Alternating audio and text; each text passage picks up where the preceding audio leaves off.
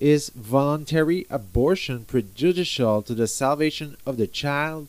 Here I would like to show in a few moments to what extent the Catholic faith changes all the positions that one can have in relation to an unwanted pregnancy. When you do not have faith, when you believe that the child is a cluster of cells that develops, abortion become more or less like taking a contraceptive pill, whereas it does not. It is nothing of the kind. When one has the Catholic faith, the first dogma that one should know, which was solemnly formalized by Pope John Paul II in donum vitae at number 6, is that as soon as the conception is accomplished, therefore when the gametes merge, commence the holy office, the soul of the child is created by God, infused, and it is a little human being who is present.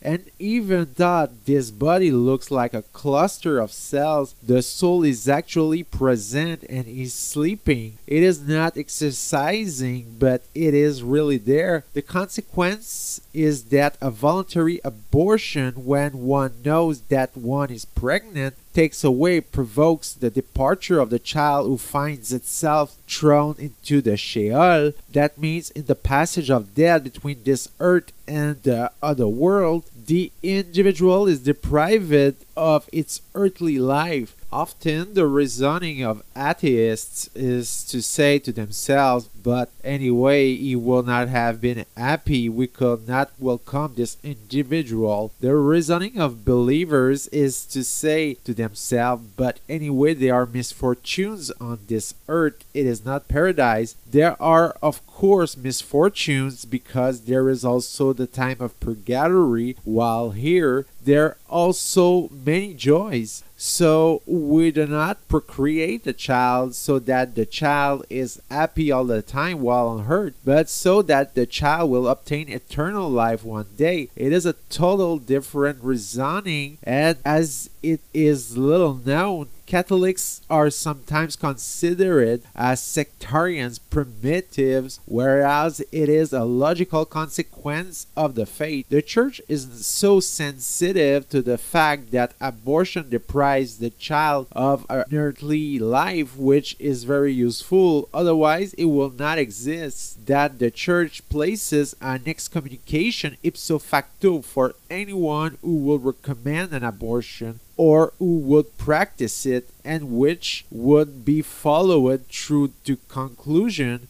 Excommunication is a poor spiritual pain. Many people do not care, but it marks by that what the current world calls a good is and remains an absolute evil. Our children whom we will come at the hour of death, and whom we will often discover with horror that they actually existed and that we have thrown them like waste into a cold forest without our support.